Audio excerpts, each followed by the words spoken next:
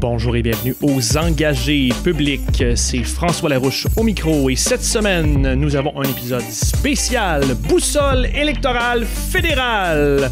Aujourd'hui, pour l'occasion, j'ai avec moi Benoît Tardy, Clément Laberge, Jérémy Lepage, yes sir.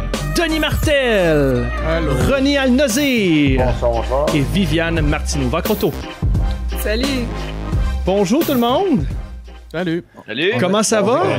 Ça va bien toi, On est François? dans 8, ça suffit. Manque-tu quelqu'un, là? Tu as oublié quelqu'un? Je pense que Non, je pense qu'on est bon. ça va être spécial aujourd'hui. Je pense que ça va être bon.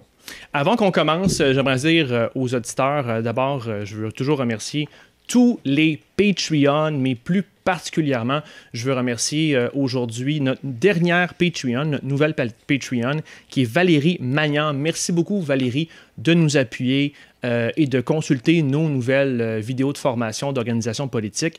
Et si vous aussi, vous voulez nous appuyer, ou si vous aussi, vous voulez découvrir nos dernières vidéos de formation d'organisation politique, allez sur formation-avec-un-s.engagépublic.com. Et sinon, c'est ça, c'est aujourd'hui l'épisode spécial Boussole électorale. Donc, on veut explorer ensemble certaines questions, pas toutes parce qu'il y en a quand même beaucoup, là. Mais on va, puis au pire, si vous en avez d'autres, là, tantôt avant l'enregistrement, on disait peut-être qu'il y avait des questions là, tendancieuses qu'on pourrait ramener, on les ramènera si on a le temps. Mais on a sélectionné quelques-unes des questions et on va fonctionner comme suit. Donc, on va avoir une question à la fois et pour chacune des questions, il y aura deux personnes qui s'affronteront, qui vont présenter leur point de vue. Et à la suite de cette présentation, de cet affrontement, tout le monde pourra embarquer, faire des attaques frontales, y aller comme ils veulent. Donc, on va commencer avec la première. Est-ce que tout le monde est prêt? Ah oui. On essaye Sur la volonté. Ouais, on essaye ça. Ça va être le fun. La première question, madame, messieurs, c'est le déficit. On commence, Jay, ça va être... Parler de déficit d'économie, moi, j'aime toujours ça. On a un économiste sur place, on va l'utiliser, là. Fait que le déficit du budget fédéral devrait être réduit, même si cela entraîne une diminution des services publics. On sous-entend dans la boussole que c'est vrai ou faux. Est-ce que le déficit fédéral devrait être réduit, on devrait le couper, même si ça a des effets sur les services publics? Et on a aujourd'hui Jay et Denis qui s'affrontent sur la question. Messieurs, à vous le plancher. Denis, commence donc, là. Ouais. On va voir quelqu'un qui connaît l'économie, puis quelqu'un qui... Je connais C'est des défis. Mais là, j'adore ça. Tu sais, on dirait finalement que c'est un jeu pour me faire passer pour un épée. On me met contre Jay tantôt. Ça, c'est comme si dans l'immigration, tu me mettais contre Benoît. Je connais rien. Je vais me faire torcher à chaque fois. Quoi qu'il en soit, mais en fait, ce que je trouve généralement, puis c'est pour plusieurs des questions, je trouve que c'est des questions un peu niaiseuses à demander à des païens, c'est que si tu es en train de faire la boussole, en réalité, tu réponds selon ton petit... tu sais, soit tes peurs, tes craintes, tes faibles connaissances, puis ça te donne une idée de où tu te situes dans cette espèce de boussole-là par rapport à. Faut juste te répondre comme quelqu'un de normal, Denis. Ouais, mais c'est moi qui réponds, là. Puis la païen normale, justement, il ne sait pas. Avec le Jay, il va être bien bon, lui, pour nous expliquer ces éléments-là. Mais le déficit du budget fédéral devrait-il être réduit? Moi, je peux juste répondre avec mes feelings. Puis moi, je pense que la seule chose ce que j'aimerais, c'est voter ou avoir un gouvernement qui s'engage à ne pas nous mettre dans une situation désastreuse, une situation qui est peu enviable. Mais là, à partir du moment où tu as dit ça, sinon, moi, je suis là, go, si on est capable de dépenser un peu plus, puis de supporter les programmes, puis de supporter les gens qui en ont besoin. Et moi, ça, je suis pour ça. Maintenant, si ça amène un déficit qui sera absolument... qui va nous mettre dans une situation désastreuse, ben ça, je suis contre. Mais là... maintenant, je suis curieux d'entendre Jay là-dessus. Mais moi, je trouve que qu'est-ce que tu viens de dire, François, c'est très bon. Et Denis ou François? Excuse, Denis, excusez-moi. Bon, J'allais le prendre, même, mais... même quand c'est moi qui dit, tu sais, c'est moi qui a les honneurs. Pour le futur économiste que je vais potentiellement devenir, là, il reste encore 2 ans d'études, je suis pas encore économiste, peut-être en devenir. Je trouve que ta réponse, Denis, était très satisfaisante parce qu'en soi, pour moi, là, ce que tu dis, c'est un peu comme si tu verbalisais ce que je veux dire à l'instant. À mon sens, ce qui est important en termes de déficit, c'est que la dette soit soutenable. Et ça, c'est quand on parle de dette relative, ça veut dire que ton ratio dette-PIB, lui, il doit diminuer d'année en année, même si, au travers des années, tu commets des déficits. Ce que je veux dire, dans le fond, ce qu'on apprend à l'école, au niveau de la dette, rapidement, c'est la chose la plus importante, là, c'est que G soit plus grand que R, donc ta croissance économique soit plus importante que ton taux d'intérêt réel sur la dette, que tout simplement sur l'augmentation de ton déficit dans cette année-là. Donc, si ton ratio dette-PIB, lui, diminue d'année en année, même si tu commets un déficit, ben, ça veut dire que ta dette à long terme, elle est soutenable. Donc, il n'y a pas de problème à ce niveau-là. Comment on fait pour s'assurer que le parti pour lequel on va voter fasse ce que Jay nous a dit? Ça, c'est une très bonne question parce que moi, quand on embarque là-dedans, on embarque dans les termes très techniques et en général, quand tu sais, parler de ces affaires techniques-là, c'est pas n'importe qui comprend ça, puis c'est correct, c'est juste normal, on pousse un peu un sujet. Puis les électeurs, ils veulent même pas en entendre parler, c'est du chinois pour eux autres, c'est correct, c'est normal. Puis les politiciens qui sont pas nécessairement calés là-dessus. On a quand même toute une idée à savoir lequel des partis sera le mieux placé pour bien faire ce que tu viens de nous expliquer. Il y en a qui vont penser que... C'est qui le parti de l'économie? Moi, c'est ça la question que j'aurais trouvé intéressante. Qui ici croit, par exemple, que le Parti conservateur est le parti de l'économie? Tu sais? Moi, j'aurais trouvé ça intéressant d'entendre. Lançons le débat. Là. Il y a Clément qui a levé la main. Vas-y, Clément. On lance le débat à tout le monde à ce temps. Moi, je suis d'accord avec Denis que la question est mal posée. Puis d'ailleurs, j'accepte pas l'opposition qui est dans la question. Pour moi, je sais pas nécessairement parce qu'on travaille à réduire la dette que les services publics devraient diminuer. Il y a toute la question du comment on sert les services publics. Puis je pense que la vraie question, ça devrait être comment on utilise l'argent qu'on consacre aux services publics. Y a-t-il des manières d'y répondre différemment en 2021 qu'en 1980 quand on les a pensés? Ça serait un travail intéressant à faire. Fait que moi, est-ce que la dette doit diminuer? Oui. Est-ce qu'on doit accepter que ça implique une diminution des services publics? C'est non. Oh non, pas cette alarme-là. Je l'ai entendu quand 3h du matin, l'autre fois, ça m'a vraiment... Bon, ben rendons au service public. Qui manque, là? On continue. Sur l'alerte Amber 31, Jake Côté, 2 ans, qui a été enlevé. Espérons que lors de la mise en ligne, elle aura été retrouvée. Je ne l'ai pas eu encore. Cette alarme-là, elle fait-tu peur un peu? On va interrompre l'émission. Elle n'est pas rendue à Montréal encore. Viviane, je t'ai vu un peu. Ou Ronnie, là, je vous ai vu un peu bouger. Allez-y. Viviane, vas-y donc. Je voulais juste dire que je pense qu'on va dire souvent ça pour la boussole électorale. Mais la question est mal posée. Puis moi, je suis d'accord aussi avec les prémices qui ont été posées par Denis ainsi que par Jay. Puis je me demande, mais où est-ce que je dois voter sur la boussole électorale pour arriver à ce résultat-là? C'est ça. Voilà. Je suis parfaitement d'accord avec toi. Genre, c'est un peu mal posé. Puis pour répondre vite à ce que tu disais, Denis, il n'y a pas tant pour moi, à mon sens, là, un parti plus pour l'économie puis un parti moins pour l'économie. Il y a un parti qui est davantage dans l'idéologie pro-interventionniste, même un petit peu plus keynésien, les libéraux, puis un parti qui est un petit peu plus laissez-faire, plus pro-marché, qui est les conservateurs. Puis, dans le fond, moins étatiste, moins interventionniste. Fait que c'est 2 styles différents d'intervention de l'État. Il y en a un qui l'est plus que l'autre, mais il n'y en a pas un mieux que l'autre, selon moi. En fait, oui, j'ai une petite préférence, là, mais je veux dire qu'il y a certains marchés pour moi où l'État ne doit pas se mêler de ça, puis il y a certains marchés où, selon moi, l'État, c'est important qu'il intervienne, mais en tout cas, ça, c'est des questions plus larges. Exact. Ben, t'avais dit quelque chose? Ou Ronnie? Je suis parfaitement d'accord avec Jérémy. Parce qu'en fait, moi, j'ai jamais aimé la notion de parti de l'économie. Parce qu'il me semble que quand tu gouvernes le pays, tu devrais être pour l'économie. Donc, quand j'étais au Parti libéral, j'étais comme... On était toujours pour le parti de l'économie, mais je suis comme... Mais c'est quoi, genre, les autres partis sont pas pour l'économie, on est tous pour l'économie. C'est juste qu'on a une vision différente. Ensuite, l'opposition entre couper d'un service ou réduire le déficit, moi, je pense qu'on a des revenus qu'on pourrait aller chercher, qu'on va pas chercher. Un, en taxant les plus riches un petit peu plus pour qu'on prenne de l'argent qui pourrait être investi dans l'économie. Ou 2, en allant peut-être chercher tout l'argent qui est dans les paradis fiscaux qu'on n'est toujours pas allé chercher comme du monde.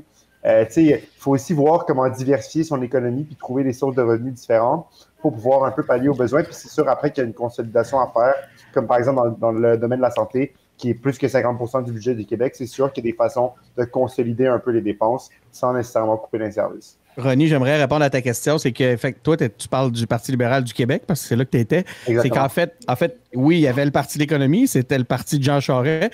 Les autres partis, c'était la rue et le référendum. Tu le sais très bien. Fait que fais pas comme si... Non, mais ce que je veux dire, c'est que me semble que c'est pas ça que je veux comme étiquette. Moi, je pense qu'un parti qui se brand le Parti de l'économie, c'est du marketing. Mais genre, rendu là, c'est pas...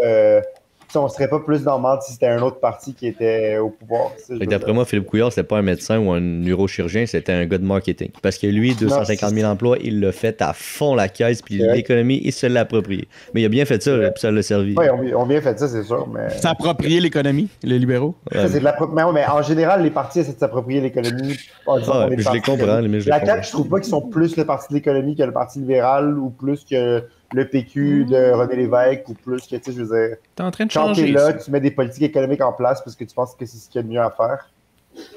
C'est ça. Ouais, je comprends. Ouais, je suis d'accord. Ben, t'avais-tu quelque chose ou c'est pas un sujet qui t'intéresse? Ben, j'ai pas grand-chose d'intelligent à rajouter, non? Je pense que je vais pas mal dans le même sens que tout le monde. Okay. J'aime pas la dichotomie faut réduire le déficit. Exactement. Puis pour réduire le déficit, faut réduire les services. Non, on peut faire les deux. Puis là-dessus, on peut réduire le déficit sans réduire les services. On sait que la boussole est quand même faite par des chercheurs. D'après moi, les questions sont posées comme ça parce que dépendamment de la réaction puis de notre résultat, ça, statistiquement, nous envoie plus vers un parti ou vers l'autre. Fait que d'après moi, les questions sont construites pour toujours nous poser entre trois enjeux puis que ça oriente vraiment vers quel parti on tend. Oui. Mais ça me permet, François, au passage, de dire que quand j'ai fait la boussole, c'est exactement ce que je me suis dit. J'aurais aimé ça avoir la clé d'interprétation des résultats. Puis je pense que ça serait intéressant dans une prochaine édition qui rende accessible à ceux qui le souhaitent la signification qu'ils donnent à chacune de nos réponses. Bon point. OK, passons donc à la deuxième question. Alors, ça va être Ben et Viviane. Petite question facile, là. Combien d'immigrants le Canada devrait-il admettre? Fight! Petite question facile.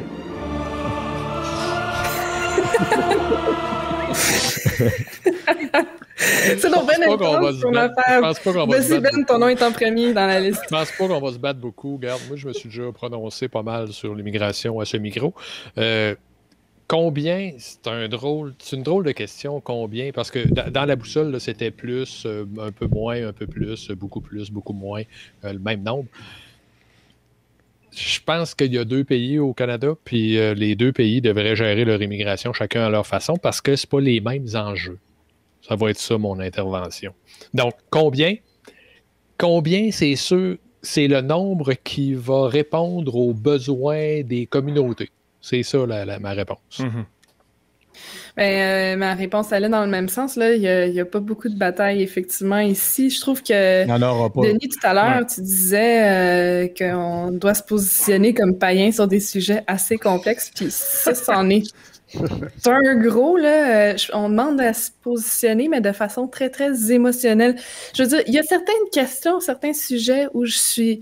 Même en tant que païenne, je veux dire, il y a un fondement de valeur tu sais, j'ai des perceptions qui se valent, mais sur la question d'immigration, là, je trouve ça bien délicat, plus ou moins. Objectivement, quand même, j'ai regardé, le Canada a un des plus hauts taux d'immigration des pays occidentaux. C'est un bilan migratoire positif de 6 personnes par 1000 habitants chaque année environ, là. Puis c'est plus que les États-Unis, c'est plus que la plupart des pays d'Europe. Donc, moi, quand j'ai fait personnellement la boussole électorale, j'ai indiqué que le Canada en accueillait assez. Je pense que fait sa part. Ceci dit, l'immigration, c'est un besoin, c'est aussi un devoir. C'est les deux. Puis, on va avoir de l'immigration probablement liée au changement climatique qui va commencer aussi. Puis, on est positionné de façon vraiment privilégiée géographiquement. Donc, pour ça, c'est probable qu'il va falloir, dans les prochaines années, qu'on en accueille beaucoup plus. Là. Bon, là, je vais ouvrir le débat à tout le monde. Jay, tu as un point, mais là, je voulais lancer une boutade frontale à Ronnie. Je voulais demander à Ronnie, explique-nous pourquoi on est raciste. Écoute, pour... c'est une joke, t'es pas obligé de répondre à ça. Le sont pour beaucoup de raisons. Réponds pas à ça. Mais vous n'êtes pas inclus là-dedans. Non, mais pour vrai, en fait, je pense que sur l'immigration, tant qu'à être, je vais répondre. Je pense qu'il n'y en a jamais assez. Mais à condition que la capacité d'accueil soit là, dans le sens qu'on puisse les amener ici pour qu'ils puissent contribuer à la société et vivre de leur plein talent, dans le sens que moi, mes parents sont venus ici, puis malheureusement, on n'a pas pu pratiquer la médecine dans les années 90. Ça, je trouve ça dommage. Donc, des histoires comme ça, on veut les éviter le plus possible. On veut que les gens puissent venir ici et s'ils pratiquent déjà un métier, quelque chose qui sert à la société, mais pouvoir le pratiquer ici de façon de façon appropriée et qui puisse contribuer au Québec, autant économiquement que dans la société. Cela dit, il y a des périodes, je pense, de l'histoire moderne où est-ce qu'on était peut-être moins apte à accueillir des immigrants, où est-ce qu'on aurait peut-être dû réviser la façon de faire. Mais là, en ce moment, avec ce qui se passe en Afghanistan, avec ce que Viviane a dit, les réfugiés climatiques, l'Afghanistan, c'est un exemple, mais il y a des exemples comme ça partout dans le monde. Avec la pénurie de main-d'œuvre, je pense qu'on ne peut pas se permettre d'avoir moins d'immigrants, mais il faut aussi s'assurer que dans le fond, on a les infrastructures et les ressources pour leur donner un bel avenir à eux et leurs enfants au Canada. Et donc, malheureusement, en ce moment, pour vous, au Québec, quand je dis au Canada, on dit au Québec aussi, parce que c'est le cas en ce moment. Mais je sais pas si la caméra était sur toi, mais je t'ai quand même vu hocher de la tête quand Ben a dit que c'était 2 pays différents qui devaient chacun gérer. Tranquillement. J'écoutais vos propos et je les entendais, mais écoute, malheureusement, en ce moment, constitutionnellement, c'est pas le cas pour vous. Donc, moi, j'ai un point. Ben pour nous, Ronnie, t'es là-dedans. Ouais, mais nous, c'est les souverainistes, je pense, les indépendantistes. Moi, j'ai un point quand même à travers ça. Ben, effectivement, la notion de capacité à bien intégrer les immigrants, c'est super important. Donc, moi, je pense que c'est ce qui devrait gérer le chiffre. Encore une fois, tu me demanderais c'est quoi le chiffre. Moi, je ne le sais pas. Bravo, Viviane, d'avoir été chercher de l'information avant de faire une émission. C'est comme la base de tout ce qu'on devrait faire. Tout le monde n'a pas fait ça. Tu l'as dit, ce que ça démontre encore une fois, c'est comme on disait tout le monde tantôt, c'est qu'on demande à des gens de s'exprimer sur des sujets excessivement où il y a des faits, mais d'y aller avec encore une fois leurs sentiments. Moi, j'ai peur des immigrants, mais je suis un petit peu contre. C'est qui est le moins beau? Ben, je vais voter pour lui, tu sais, mettons. Mais je pense qu'en réalité, il y a des faits qui seraient capables d'orienter un peu mieux ce genre de débat-là. Cela dit, il y a un point sur ce que Ronnie a dit sur lequel j'aimerais revenir. Il faut juste faire attention sur une chose, c'est que je pense pas qu'il faudrait bloquer l'immigration à des gens qui ont envie, besoin ou qui ont le désir d'émigrer parce que, par exemple, ne pourraient pas, dans le pays où ils s'en vont, devenir exactement ce qu'ils veulent. Médecins, dès la première génération, il y a beaucoup de gens qui sont très, très reconnaissants d'avoir pu recommencer, même si effectivement ils s'étaient établi une vie, une éducation, ou peu importe, un parcours dans leur pays. Écoute, pour eux, ça a été toute une bénédiction de pouvoir intégrer un pays comme le Québec, par exemple, même si dès le jour 1, ce n'était pas pour devenir médecin. Là, moi, j'aimerais rajouter quelque chose. Je vous partage qu'est-ce que vous avez dit. Il y a juste une chose que... Puis, comme moi, je trouve ça fou parce que qu'est-ce que Viviane disait, c'était on est un pays nordique un peu privilégié d'un point de vue climatique, donc on en fait un peu comme une obligation d'un point de vue collectif d'aider les gens qui, d'un point de vue soit de guerre ou climatique, c'est impossible de continuer à vivre chez eux. Puis moi, je trouve ça fou parce que même si géographiquement, on est très bien placé, là, à chaque année, il y a des feux de forêt l'été, puis à chaque printemps, il y a des inondations, puis on dirait que ça part en couille, genre à chaque année dans le pays, là, puis on est dans un pays bien placé. Là. Puis ça, c'est vraiment à cause des changements climatiques. On en voit des effets concrets des changements climatiques, même ici, au Canada, où on est censé être bien placé géographiquement par rapport aux autres pays dans le monde. Fait que moi, je trouve ça fou de voir à quel point on peut constater l'immense différence qu'on a par rapport aux autres pays qui, eux, c'est déjà la sécheresse, c'est déjà la mer, c'est déjà les tremblements de terre ou les éruptions volcaniques. Fait que genre, ça va vraiment pas mal. On va tous venir s'entasser à Iqaluit à la fin du monde. Le monde qui sont déjà là seront peut-être pas contents de tous nous voir, par exemple. Il y a de la place, par contre. Probablement que ça va faire 2 des racistes. Mais tu sais, moi, sur le fond, je pense qu'il faut qu'on commence à se mettre dans l'esprit que il va falloir comprendre à un moment donné qu'on ne pourra pas éternellement gérer le nombre d'immigrants qui viennent ici. Là, on est isolé géographiquement et tout. C'est plus facile pour le Canada, pour le Québec, de gérer le nombre de personnes qui arrivent. Il va y avoir des limites à l'exercice. Puis, on devrait déjà commencer à éduquer les gens puis à penser nos politiques publiques pour dire que ce qu'on va pouvoir gérer, c'est comment on accueille les gens. C'est pas le nombre qui vont être. Puis là, ça renverse le problème. Ça nous amène à réfléchir à c'est quoi les modalités puis les ressources qu'on est prêt à consacrer à ça. Mais tu sais, c'est une question que déjà bien des pays d'Europe ont eu à affronter. On ne peut pas gérer éternellement les flux migratoires. Il faut composer avec quand ils se présentent. Oui, Clément a absolument raison. C'était dans mes mini-recherches sur la question. Ce que j'ai vu, c'est que le Canada est un des rares pays, avec, je pense, l'Australie puis la Nouvelle-Zélande, là, j'y vais de mémoire, à avoir des objectifs en matière d'immigration. La plupart des pays qui ont des flux migratoires positifs, c'est de l'immigration pas contrôlée. Là. C'est pas de l'immigration qui est demandée, qui est recherchée. Ce sont des réfugiés qui traversent les frontières. Exactement. Donc, Clément, tu as tout à fait raison. Là, c'est probable là, que c'est ce qu'on voit arriver aussi ici. OK. Donc, je sens que ça fait le tour sur cette question-là. De toute façon, on s'en parlera quand on sera rendu tout le monde à Écal 8. Continuons avec la troisième question de la boussole. C'est encore une affirmation. Fait qu'on peut dire c'est vrai, c'est faux. Le gouvernement fédéral devrait garantir... Et de trop. Ah, excuse. OK. Niaiseux.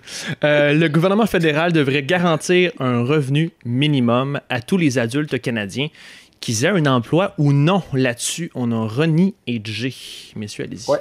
Donc, j'ai commencé. Moi, je me situe pas mal dans le oui là-dessus parce que, en fait, ayant observé plusieurs endroits où c'est arrivé ou plusieurs propositions, dont la plus connue, je pense pour moi, celle qui me rejoint le plus, c'est celle de Andrew Yang aux États-Unis, là, ce qu'il appelle le Freedom Dividend, où est-ce qu'il permettait, dans le fond, il disait que les grosses entreprises comme Amazon, les GAFA, tout ça, devaient contribuer plus. Et là, on pouvait verser une partie de cette somme-là aux citoyens américains.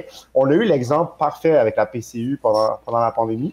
Là, c'est sûr qu'on voit qu'elle est prolongée en ce moment, puis que, tu sais, ça coûte... Il y en a qui disent qu'on devrait y mettre fin, tout ça, parce que ça ramène pas les gens au travail. Mais règle générale, moi, je pense que si tu donnes de l'argent à quelqu'un, une base de vie décente à tout le monde, je pense que tout le monde il y a plus de gens qui vont l'utiliser pour poursuivre des projets qui les passionnent, pour s'occuper de leurs enfants, pour avoir plus de temps libre, plus un meilleur équilibre vie personnelle, travail, tout ça. Donc moi, en général, je suis pour. Maintenant, pour ce qui est des détails, jusqu'à quelle mesure, est-ce que c'est à tout le monde, est-ce que c'est à certaines personnes, est-ce que c'est combien, tout ça, je n'ai pas l'expertise pour ça, donc je ne vais pas vous dire ça aujourd'hui. Je suis un païen. Peut-être pas aussi païen que le Canadien moyen, mais quand même un païen malgré tout. Ça, mais ayant dire peut-être pas aussi païen que Denis. mais moi, j'allais dire peut-être pas aussi païen que Viviane, parce qu'elle elle a avoué. Non, mais j'ai adoré en passant, là, quand elle a dit « Moi, je suis une païenne », j'ai fait « Voilà. » C'est ma préférée. Ayant fait mes études quand même en politique, puis ayant déjà fait des travaux scolaires là-dessus, je veux dire, j'ai une connaissance de base du sujet, mais de là à dire que je peux développer un programme aujourd'hui aux engagés publics, on n'a pas encore ouvert notre aile de recherche parlementaire. Donc on t'avait mis une case pourtant là, pour que tu écrives tes là-dessus. Là, Jay, t'es le seul non-païen de la gang. Explique-nous ça. Non, moi aussi, je suis un païen. Moi, je me considère pas au-dessus de tout le monde ici, à soir, vraiment pas. La boussole des païens. Non. Boussole des païens. Boussole des païens. C'est tellement réglé. Non, mais c'est vrai, depuis tantôt, c'est un peu comme si on joue au jeu de mettez-vous. Genre, j'ai vraiment l'impression qu'on a tous des opinions très nuancées. Puis c'est ce que tout le monde dans la société devrait avoir. Exact. Puis je suis vraiment content. Puis la boussole nous rend vraiment malheureux. Ouais, puis parce que la boussole, elle essaie de nous mettre genre, OK, toi, t'es-tu le cave dans ce coin-là ou t'es-tu l'autre cave dans ce coin-là? Puis tu t'as arraché une jambe ou un bras? C'est ça, c'est genre, en réalité, les questions, c'est ça. Faut beaucoup plus de nuances. Puis pour répondre pas pour répondre, mais pour complémenter ce qu'Ironie disait, moi, à mon sens, le revenu minimum garanti, c'est quelque chose de très progressif, puis c'est quelque chose qui viendrait dans une société un peu remplacer l'assurance emploi, le chômage ou ceux qui sont carrément sur le bien-être social, puis t'enlèves comme tous ces programmes-là, puis t'es juste comme, en termes administratifs, ça devient plus simple, c'est juste, OK, on assure à tout le monde un minimum. Si tu fais au-dessus de ça, ben parfait, tu peux vivre à un niveau de vie plus élevé. Mais si jamais tu es dans le mal, ben tu vas toujours avoir ce minimum revenu, ce revenu minimum garanti-là qu'on considère collectivement comme étant le minimum acceptable. Puis moi, je pense que ça pourrait avoir du sens. Rendu là, l'autre fois, j'en parlais avec des amis, puis les premiers réflexes que les gens ont quand on parle de ça, c'est toujours tu veux faire vivre le monde comme si les gens pensent que le revenu minimum garanti, ça va être 30 000 par année, mais c'est pas ça pantoute. Ça va être un revenu minimum pour te faire survivre, mais ça va pas nécessairement devenir un incitatif à ne pas travailler. C'est pas ça l'objectif. L'objectif, c'est juste que genre tu as un minimum, ça enlève toutes les autres affaires administratives, ça devient plus simple à gérer, puis surtout en temps de crise comme on a vécu en mars 2020, ben, quand il y a une crise comme ça, tu te fais pas chier à élaborer des programmes ou à dire, OK, toi, tu vas être sur la PCRE, toi, tu vas être avec des prestations spéciales, toi, tu vas être sur l'assurance chômage, l'assurance emploi. Check, on est tous sur le revenu minimum garanti, ça règle les choses, c'est beaucoup plus efficace, beaucoup plus simple. Clément, pourquoi t'es pas d'accord? Non, moi je suis d'accord. Écoute, on est un pays riche, tout le monde va être d'accord là-dessus, parce que là, si on n'est pas un pays riche, la définition de pays riche est à revoir. Là. On est parmi les pays les plus riches au monde, puis on a défini depuis des années un seuil de pauvreté.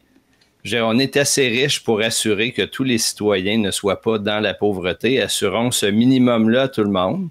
Ça sera d'ailleurs, Jay, assez proche de 30 000 $ par année, vraisemblablement. C'est ce que je pensais justement. Quoi qu'il en soit, il faut être conscient que éliminer tous les programmes que tu as évoqués puis remplacer ça par un revenu minimum garanti, ça va amener un nombre de bouleversements dans la société absolument considérable d'équilibre entre les incitatifs à étudier, à travailler. Fait que, de mon point de vue, la bonne façon de le faire, c'est de dire, dans 10 ans, le 31 août 2031, il y aura ce programme-là. Vous avez 10 ans tous pour vous adapter, puis on va faire un ramp-up jusque-là. Puis après ça sera à tout le monde de trouver des solutions pour pallier aux inconvénients qu'on va découvrir progressivement s'approchant de la date. Pourquoi attendre 10 ans? Je comprends pas. Ben, le 5 si tu veux, mais il y a du temps pour s'adapter si tu veux pas qu'il y ait des gens qui tombent dans les cracks, qui se retrouvent plus malheureux qu'ils le sont actuellement. La meilleure façon de s'adapter... Attends un peu, j'ai mes Christy d'AirPods qui embarquent, puis je sais pas pourquoi. La meilleure façon de s'adapter, c'est de plonger immédiatement dedans. Oui, mais ça, c'est vrai quand tu as la chance de pouvoir vivre les contre-coups. Je pense que c'est surtout dans une vision de s'adapter. Qu'est-ce que Clément veut dire? En fait, c'est ça le point. Oui, mais c'est ça, je dis qu'on s'adapte à quoi si on n'est pas capable de vivre les contre-coups? Tu peux pas du jour au lendemain abolir l'assurance emploi, abolir tout ça, faire comme bon, mais à partir du mois prochain, c'est rendu d'avoir un chèque normal. On l'a vécu là, avec la PCU, avec tous les problèmes, avec les problèmes. Avec la PCU, avec tous les acronymes possibles et imaginables, on l'a vécu, puis on vit une crise absolument incroyable actuellement. Imaginez-vous que j'en suis rendu, que les lundis soirs, j'ai personne pour me servir du champagne dans des restaurants. C'est absolument inacceptable. À quel point il y a un haut niveau de vie, Denis? Moi, c'était ça mon intervention. C'est oui, moi, je suis tout pour ça. Je suis bien d'accord qu'il va falloir adapter une patente qui va faire que le monde ne mourra pas dans la rue. Puis si en faisant ça, on règle, on simplifie l'affaire. Mais c'est pas obligé que ce soit tout le monde qui soit éligible. Pierre-Carl Pelado, les Desmarais, Denis ont peut-être pas besoin de ça. Mais non, mais je pense que... Je suis passé de païen à Desmarais. Mais le point, évidemment, c'était une boutade, vous l'avez tous compris. Mais il reste que actuellement, on met les problèmes d'emploi, tous les problèmes à trouver du personnel, on met ça sur le dos, justement, des fameuses PCR et poêles. Puis, c'est vrai, ça? Qui se le fait reprocher actuellement. Okay. Moi, je le sais pas, encore une fois. Tu ramènes encore une affaire où on n'a pas le choix de croire ce qu'on nous dit. Et François Blanchette nous dit que c'est de la faute, c'est les problèmes en ce moment de trouver du personnel, c'est parce que les programmes sociaux ont été trop généreux. Jay, t'as-tu checké ça? Attends, je suis pas sûr de comprendre la question, mais si tu parles du fait qu'en ce moment, les programmes canadiens créent des désincitatifs au travail. Oui, exactement. C'est très bien dit. Moi, la même affaire du païen Denis. Moi, je trouve que c'est vrai. Genre, en ce moment, là, comme il y a des gens qui abusent un peu. Genre, dans le sens où il y a des gens qui pourraient aller travailler, mais qui le font pas parce qu'ils reçoivent. Non, mais je veux juste. Allez-y, je m'excuse, là, mais. Ils font le choix de ne pas aller travailler parce que. La pénurie de main-d'œuvre, ça l'avait commencé avant la pandémie, on a tendance à l'oublier, là. Mais puis l'an dernier, on a reçu beaucoup moins d'immigration aussi. Donc ça aussi, ça l'a eu, ça l'a affecté la pénurie de main-d'œuvre. Donc je pense que c'est un petit peu plus complexe que ça, là. Toujours se méfier des gens qui disent que les problèmes de la société, c'est qu'on en donne trop aux plus pauvres. Interpeller ces gens-là, demandez-leur de regarder de l'autre bord du miroir, s'il vous plaît. Ils boivent du champagne. C'est pas ça que je voulais dire. Les gens, ils veulent peut-être plus aller dans les restos parce qu'ils doivent servir Denis. J'ai rendu mec.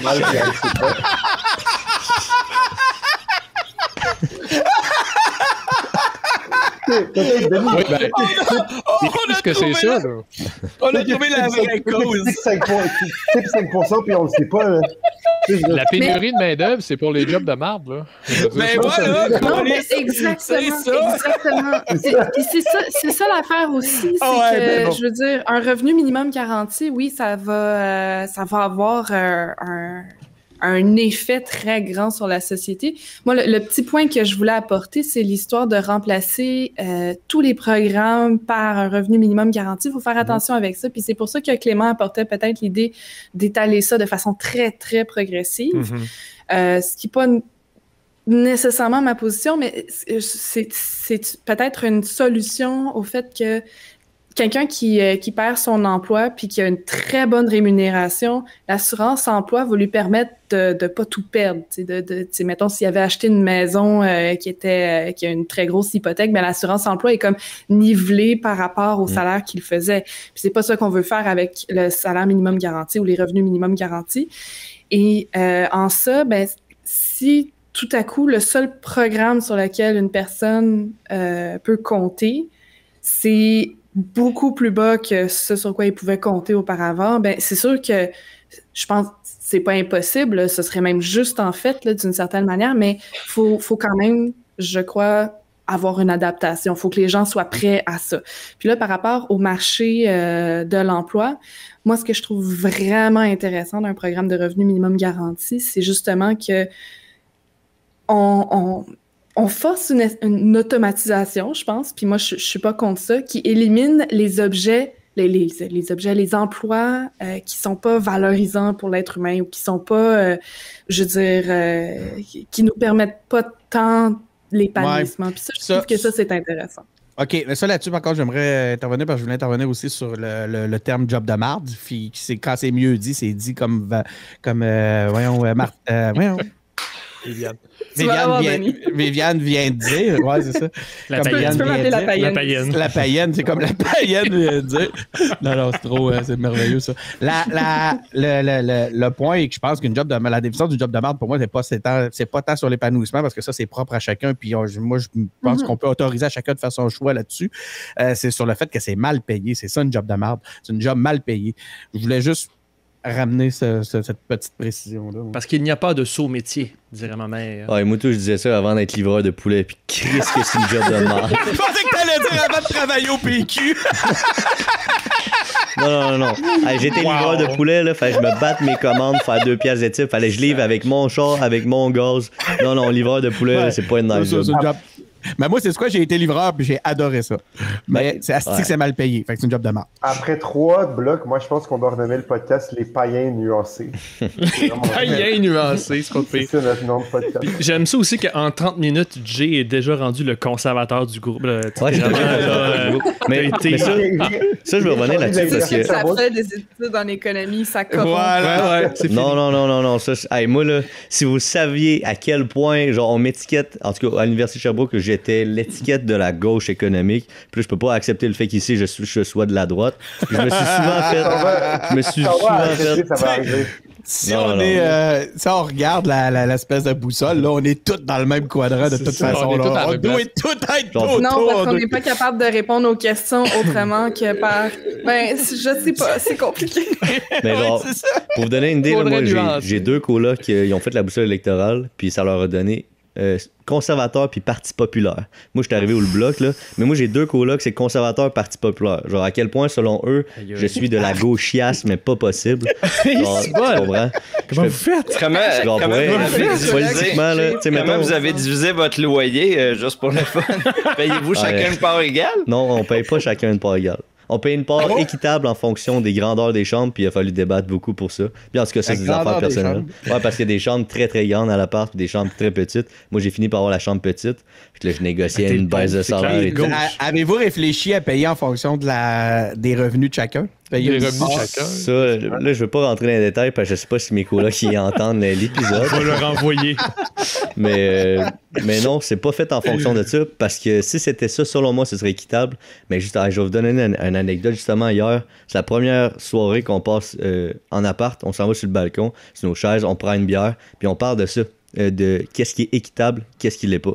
Puis là, je donne l'exemple à un de mes colocs, je dirais pas son nom, mais lui, il est plus de...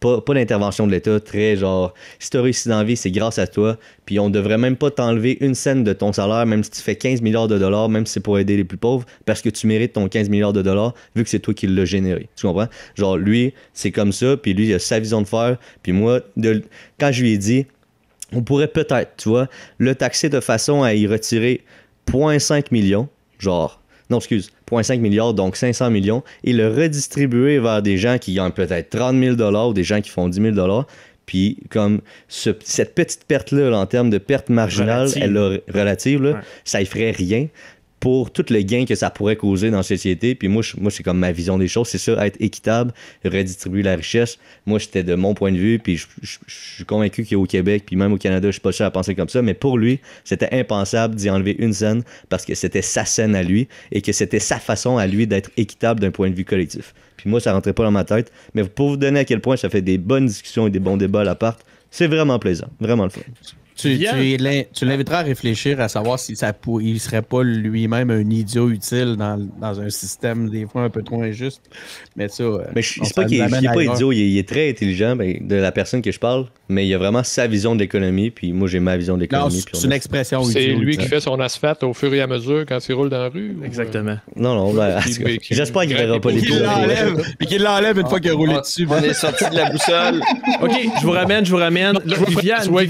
Viviane, es-tu correct que j'ai perdu pendant 4 secondes? Je pense que la rallonge... Oh non, ton micro. Ouais. Ton micro a changé comme.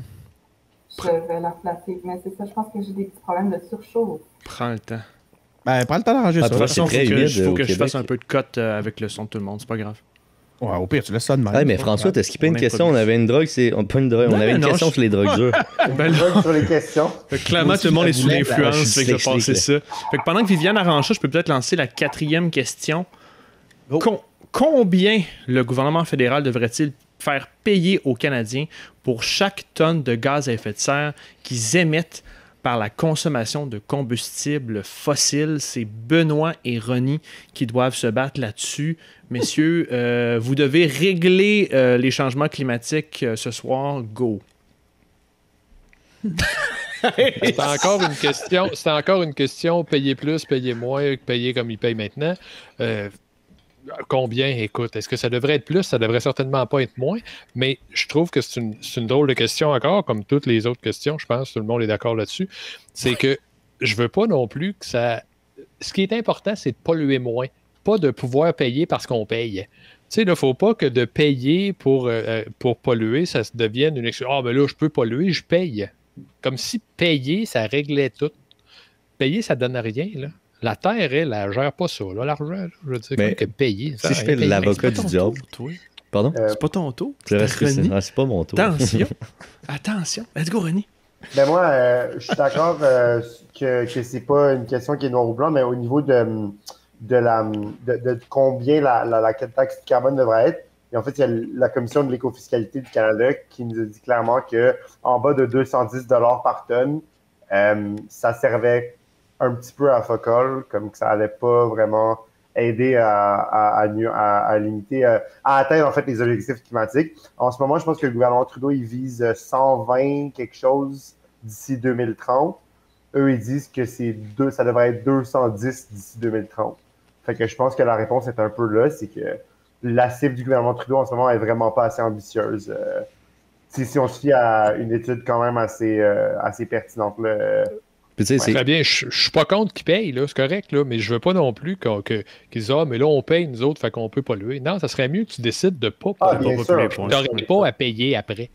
Mais non, bien sûr, mais tu sais, les gens qui payent, si on nous dit, il y a une étude assez crédible qui nous dit que le prix du carbone devrait être plus élevé, moi, je m'attends du moins à ce que mon gouvernement fédéral, il monte ça au seuil minimal. Là. Je veux dire, il devrait même être plus ambitieux s'il pouvait. Mais... Puis tu sais, c'est surtout qu'en général, dans la vie, les gouvernements fonctionnent par incitatif, puis c'est majoritairement via les prix. Fait que si on veut t'inciter à moins polluer, ben toi, qu'est-ce qui pollue, on va faire en sorte que ça devienne plus coûteux. Fait que c'est chiant d'un point de vue du consommateur parce que toi, tu veux pas nécessairement plus polluer, mais parce que tu fais des choix qui font partie de ta vie que t'es pas prêt à changer, genre avoir une voiture. Moi, je suis pas prêt à me départir de mon char.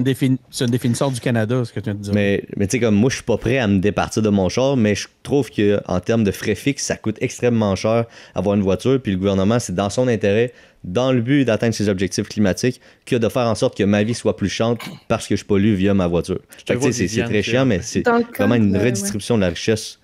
C'est ça, point. J'ai fini par là. On a eu le débat à Québec solidaire dans le cadre de la construction de notre plan de transition pour l'environnement qu'on préparait pour notre plan de transition économique. Et ce que Ronnie dit, c'est vrai, puis c'était la grosse question en fait qu'on se posait, parce qu'une tarification carbone, oui, on fait payer les entreprises, mais qu'est-ce qui va se passer? C'est que les entreprises vont refiler la facture aux consommateurs, et donc c'est perçu comme quelque chose qui est une taxe régressive finalement sur la population. Éventuellement, c'est la population qui paie. Donc ça, c'était une grosse question qui se posait à Québec solidaire. Le problème, vous savez, à Québec solidaire, on est assez contre les taxes régressives en général, là, donc c'est pour ça que ça faisait beaucoup débat. Mais le problème, c'est que l'étude que citait Ronnie au début de ce segment, et c'est une des choses les plus sérieuses. Puis c'est ça la réalité, c'est que si c'est assez cher, les entreprises voudront pas le payer et auront pas le choix de faire des changements. Il faut que ça soit assez cher pour ça. Puis c'est la mesure qui a été étudiée comme la plus efficace pour forcer des gros changements. Fait que c'est finalement un incontournable. Ça serait plus comme ça serait plus comme un ticket modérateur qu'un permis de polluer. Non, exact, c'est ça. Et on pourrait dire ça. Mais en dessous de ce niveau-là de 204 la tonne, 210, ouais. 210 la tonne. Mais là, c'est plus, ça nous coûte plus cher, puis on fait, on le facture au client, puis on le paye de toute façon, puis on pollue de toute façon, en dessous de ce niveau-là. Puis là, on disait tout à l'heure, les libéraux sont à 120, les conservateurs sont pas à 100, là, sont très bas, là, une coupe de on se demande pourquoi. Puis, donc, je veux dire, aucune de ces deux principales options, entre guillemets, nous permet d'atteindre cet objectif-là, réaliste. Ouais. Moi, mon point là-dessus, c'est la question est bien sur comment on veut faire payer aux Canadiens chaque tonne de gaz à effet de serre, non pas une mesure ciblée sur des entreprises dans des contextes qui vont être difficiles à refiler. Pour moi, là, je veux dire, si on a compris quelque chose de la crise des Gilets jaunes, là, c'est qu'on ne peut pas refiler une taxe carbone à tout le monde équitablement. C'est pas équitable pour les gens qui sont en région, qui ont besoin d'un pick-up pour faire leur travail puis faire leur déplacement et tout, puis les gens qui sont au centre-ville pour lesquels on a du transport en commun qu'on leur offre. Puis là, on pourrait multiplier les exemples. Ultimement, là, comme société, là, l'idée qu'il faut tarifer la pollution carbone, c'est le moins pire des moyens qu'on a, mais la vraie solution, il faut l'accepter puis se rentrer ça dans la tête, ça va être de réduire la consommation. Parce que ce qui génère la pollution, c'est notre surconsommation. Fait que, arrêtons de faire porter le poids. Non, c'est ça. Non, justement. C'est que moi, il faut arrêter de faire porter le poids sur les individus, puis il faut que, comme société, on crée un contexte dans lequel la consommation va être réduite, la consommation de tout le monde. Fait que oui, ça va être des mesures d'éducation, oui, ça va être des mesures de compliquer l'importation de gogos puis d'affaires qui ne sont pas nécessaires à personne, mais il faut qu'on voit qu'on ne pourra pas réduire la pollution en ne changeant rien sur la quantité de biens qu'on consomme. J'ai juste une remarque, là. Je trouve ça intéressant de voir que Clément a appris des Gilets jaunes qu'on ne pouvait pas faire porter la taxe carbone sur l'ensemble des individus parce que Bernard-Henri Lévy, lui, m'a appris de cette crise-là que les Gilets jaunes n'étaient que des imbéciles. Pour faire du pouce sur ce que Clément propose, je suis 100% d'accord et je vais vous proposer à tout le monde et à ceux qui nous écoutent une solution. La solution est la suivante. Tu prends ton revenu brut, mettons, on va dire 30 000 $, tu divises par Tu divises par quoi? Tu divises par 52. OK. Attends, excuse. J'ai perdu dans mes calculs. Ce que je veux dire, là. On recommence! C'est quoi je veux dire? Ouais, ok, non, je recommence. Tu prends ton revenu brut, 30 000 $. Tu fais 30% de ça ou 40% de ça, on va dire 30%. OK. Ce montant-là de 30%, je sais pas, ça fait combien 30%? C'est vite de même. 30%. Mettons 10 000. 10 000, on va dire 10 000. 10 000, tu divises par 52. Donc, tu as un montant des maths par 52 semaines. Puis là, ça te donne le montant que tu dois épargner à chaque semaine. Puis non seulement grâce au livre de Pierre-Yves McSween que j'ai lu dans le métro en venant chez François, ben tu réussis à épargner et à atteindre ta liberté financière à 45 ans, mais en plus, tu réduis ta consommation présente. Puis ça... Puis t'as une vie de marde. Non, t'as pas une vie de marde. Parce que comme il dit, c'est pas se priver, c'est juste reporter la liberté. En tout cas, t'es riche parce que t'as vécu comme un pauvre. Aux individus. Recommence Viviane. Vas-y. Recommence Viviane. Je comprends pas, en fait, comment ce type de solution de faux... puis comme Clément disait tout à l'heure, refile moins le fardeau du changement climatique aux individus que la tarification sur le carbone, qui est, encore une fois, je le mentionne, étudiée par les chercheurs, puis qui serait la meilleure option qui a été envisagée jusqu'à maintenant, qui aurait le plus d'impact. Mais juste une nuance. Pour moi, l'objectif, c'est qu'on ne doit pas faire porter le fardeau sur les gens. Fait que par exemple, là, les mécanismes de bourse carbone me semble très bien et faire leurs preuves là pour inciter les entreprises à modifier leurs pratiques parce que à mesure qu'on avance, le prix du carbone pour les alumineries, par exemple, devient excessif puis ils sont obligés de trouver des solutions. Puis sur les producteurs d'aluminium, avant que le prix se rapporte jusqu'à la canette qu'on achète, là, il y a du chemin à faire. Quand on le rapproche puis qu'on veut le faire porter directement à la pompe à essence, pour moi, c'est pas une mesure qui est équitable. Oui, je suis d'accord. Faut pas le faire porter le fardeau sur les gens. Faut le faire porter sur les Desmarais, les Pierre Péladeau et Denis.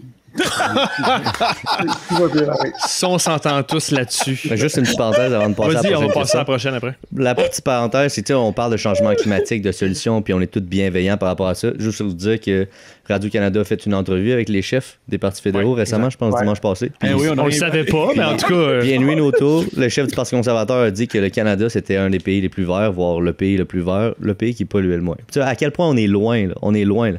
Il y a soit les libéraux, soit les conservateurs qui vont être au pouvoir le 20 mars prochain, puis il y en a un des deux, 50% de ceux-là, qui pensent que le Canada est un pays les plus verts au monde. À quel point on est vraiment loin. Mais Jay, il pense pas, là. Il dit, mais il pense pas. Mais non, il pense pas. C'est ça que j'allais dire. Je pense qu'il pense. Il a intérêt à nous faire croire que c'est pas pareil. Tu peux pas dire ça en 2021. Moi, j'allais dire, mais Justin Trudeau, il le dit pas, mais il le pense. Exactement. C'est pas 50%, c'est 100% là, des options qui nous mènent à la place. Comme il y en a... O'Toole, il le dit, puis c'est stupide, je trouve, qu'est-ce qu'il dit. Puis Trudeau, il le dit pas, sauf qu'il achète des pipelines puis qu'il investit l'argent public là-dedans. C'est aussi pire. Exactement comme tu viens de dire, Viviane. Bon, ben, tu me donnes le goût de voter stratégique encore une fois. Question 5. Combien... Et là, vraiment, c'est écrit, on dirait que c'est un anglophone qui a écrit ça ou c'est traduit dans Google Translate. Je vais la switcher un petit peu, là. Combien devraient payer d'impôts les grandes entreprises? Donc, quel niveau d'impôts devraient payer les grandes entreprises? On a Denis, parce que c'est le représentant du monde normal, et Viviane la païenne qui vont s'affronter. Madame, messieurs, fight! Non, le choc des païens. Le choc des païens. Wow! Écoute, regarde, tu veux que je commence? Moi, je la trouve un peu facile, celle-là, contrairement aux autres. Là, c'est que moi, j'ai des valeurs entrepreneuriales. Je suis pas capable de t'es un entrepreneur, c'est sûr. Ouais. J'aime mieux dire ça de même que de dire que je suis travailleur autonome. Je trouve ça assez niaiseux comme expression, mais t'as raison. Je suis plus en affaires que comme c'est là. Mais j'ai des valeurs entrepreneuriales, peu importe. Même quand je suis... même peu importe de comment ça se passe. C'est la notion de grande entreprise et de profit indécent, moi, je pense, qui est importante dans cette question-là. Donc, je pense que je peux me limiter à dire juste ça. Donc, à partir du moment où puis ça recoupe un truc que je pense que quand Jay tantôt nous a expliqué la discussion qu'il y a eu avec pas son voisin, mais son coloc sur sa galerie tantôt, ben, il y avait aussi une grande partie de ça. C'est qu'en fait, là, je veux dire, on s'entend que l'excessif dessert la collectivité. Et quand ça dessert la collectivité, ben, c'est une perte de richesse collective. La notion de perte de richesse collective, elle est excessivement importante et dans ma compréhension, c'est quelque chose d'assez qui reste au niveau des faits. Je veux dire, Christy, on a tout intérêt à ce que collectivement, on aille mieux. Fait qu'à partir du moment où il y a des organisations ou des individus à travers leur organisation qui ne paient pas leur juste part ou la part qui fait qu'on dessert la collectivité, on est en train de tout le monde se tirer dans le pied. Viviane, tu es une fan d'Adam Smith, je comprends bien? Pas sûr de ça. Bon, là, je suis prise de court par mon absence de connaissances en économie, de culture générale. Adam Smith, c'est le libertarien un peu. OK, réponse courte à la question sur payer plus d'impôts pour les grandes entreprises. Oui, absolument oui. Mettons les choses au clair tout de suite. La théorie du ruissellement en économie, de dire que quand les autres coupes sur le dessus, quand les coupes du dessus vont être remplies, ben l'excédent va couler sur les coupes, dans les coupes en dessous. Là, c'était de la bullshit pour employer un beau terme. Là, c'est de la boîte. On le sait, là, on est rendu assez mature comme pour savoir que cette théorie-là ne fonctionne pas.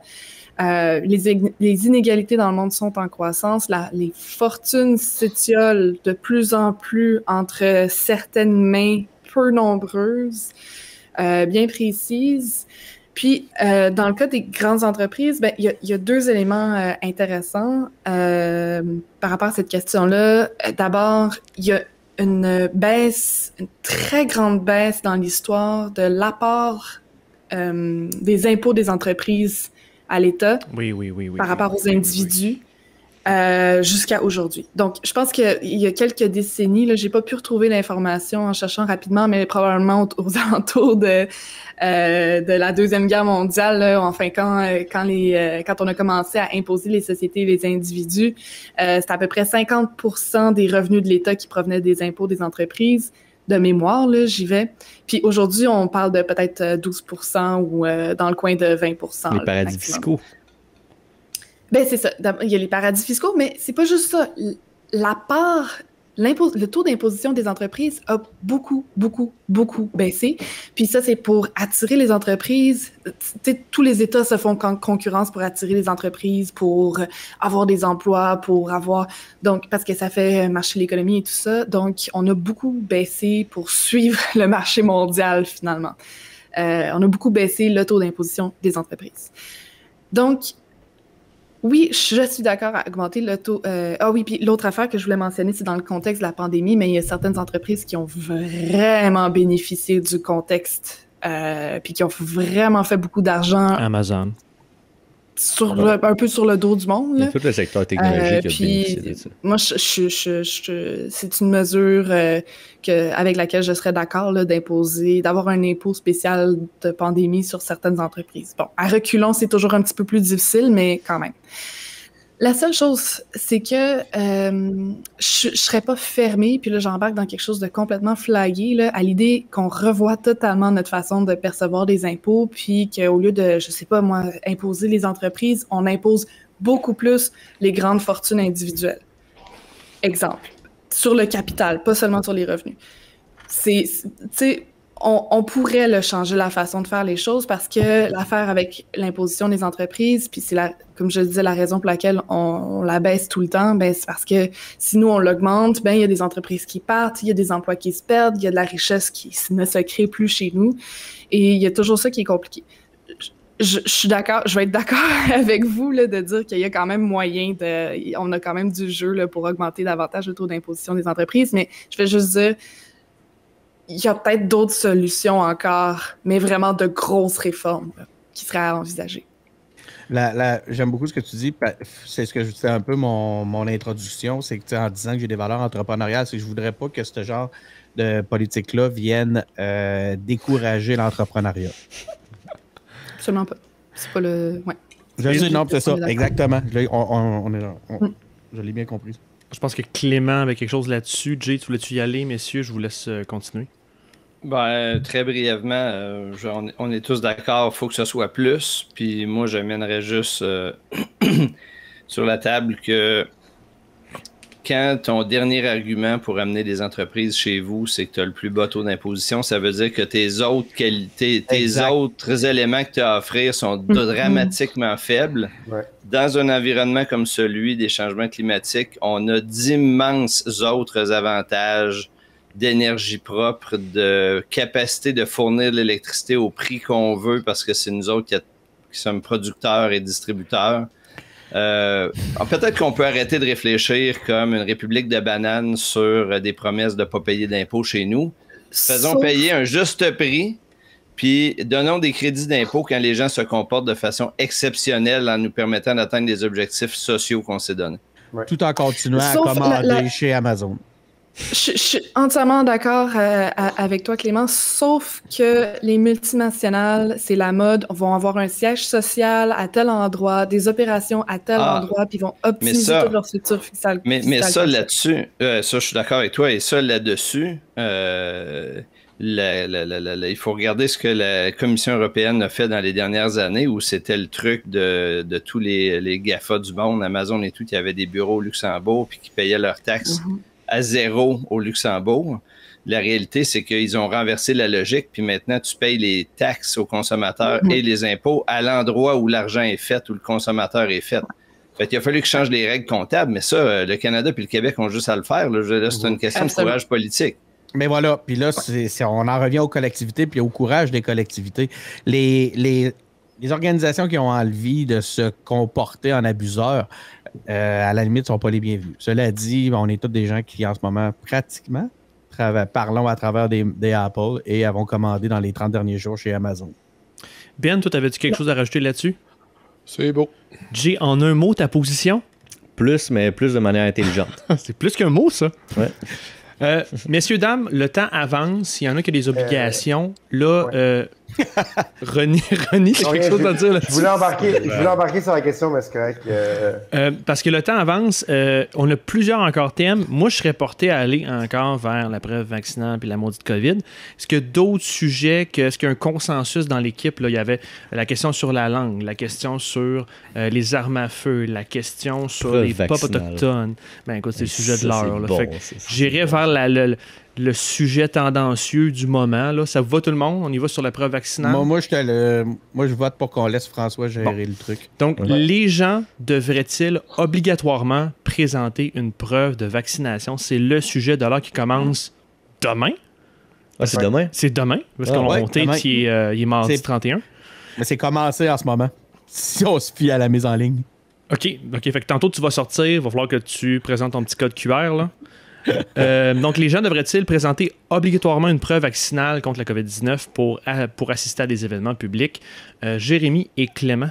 Jay? Vas-y en premier, Clément, faut que je réfléchisse à qui je vais dire. C'est honnête. Moi, ça va être facile. C'est évident dans une période comme aujourd'hui que la santé publique doit passer avant les considérations individuelles. C'est une évidence. Et c'est d'autant une évidence que pour moi, c'est totalement possible de faire ça sans attaquer de façon indue les droits individuels. Je suis assez convaincu que ça va être démontré sans l'ombre d'un doute par les tribunaux. Il ne s'agit pas ici d'interdire aux gens de travailler. C'est pas ça la question, hein, c'est les événements publics. On n'est pas dans empêcher de travailler, on n'est pas dans empêcher de se déplacer. On est sur empêcher de se rendre dans des lieux où il y a des gens qui peuvent être vulnérables et dont on n'a pas le droit de mettre en danger la santé si on peut le faire autrement. Donc, pour moi, il n'y a aucune question là. Évidemment, il faudra lever ces conditions-là. Ah, pardon. C'est ton chien. Mon chien. Évidemment, il faudra lever ces contraintes-là dès que possible quand on aura maîtrisé le satanévirus. Là, juste une petite mention, c'est pas tout à fait de même que c'est exposé. Là. Si c'était libellé comme ça, c'est sûr que tout le monde serait dans la vertu, là, Clément, mais c'est parce que c'est pas de même que c'est présenté. Mais je vous laisse poursuivre.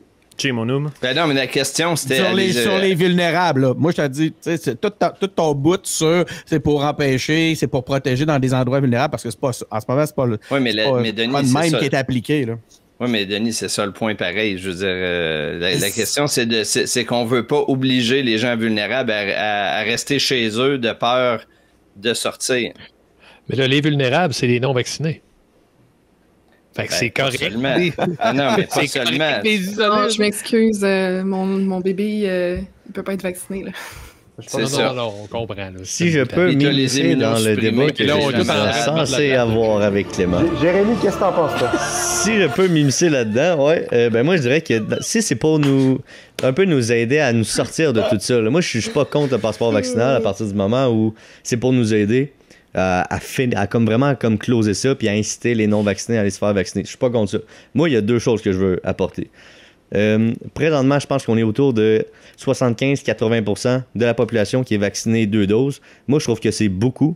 Puis je trouve que ça fait un petit taux de gens qui ne se sont pas fait vacciner, qui peut-être ne se feront même pas vacciner, peu importe les incitatifs, parce qu'ils sont juste dans l'idéologie un petit peu plus complotiste de genre, moi, aucune chance je me fasse vacciner avec toutes les gens qui n'ont sont pas le goût de se faire contre les vacciner vaccins, parce qu'ils ont peur. Là. Il y en a qui sont pas obligés d'être débiles mentales parce qu'ils ne sont pas vaccinés. À quel point ça va faire augmenter le taux de vaccination, ça, c'est une question. Si ça le fait augmenter de 10%, mais ça veut dire que la mesure va avoir été nécessaire, puis tant mieux, ça va juste réduire le risque pour tout le monde. Ça, c'est la première chose. La deuxième des choses, je vais vous donner un exemple concret de ce qui se passe dans une entreprise, celle de ma mère, Club Dance Country Estrie, parce que vous savez, moi, je suis professeur de danse country. Oh yeah. J'ai fait un peu de danse cet été. J'adore faire ça. Exactement. Puis, genre, pour vous donner un exemple, là, c'est l'automne. Habituellement, à l'automne, on loue un centre communautaire. Puis le centre communautaire, il coûte relativement cher, mais on arrive à avoir assez de monde. Puis c'est comme ça que ma mère vit sa vie. Elle a son entreprise familiale. Il y a des gens qui viennent danser, elle loue une salle, puis les bénéfices arrivent à couvrir les coûts. Sauf qu'en ce moment, de la manière que ça fonctionne avec la ville, là, ma mère doit exiger un passeport vaccinal et il n'y a pas de retour à la normale. Parce que, mettons que la salle, j'invente des chiffres, elle accueillait 1000 personnes. C'est pas vrai pantoute, j'invente des chiffres. Mais mettons que la salle, elle accueillait 1000 personnes.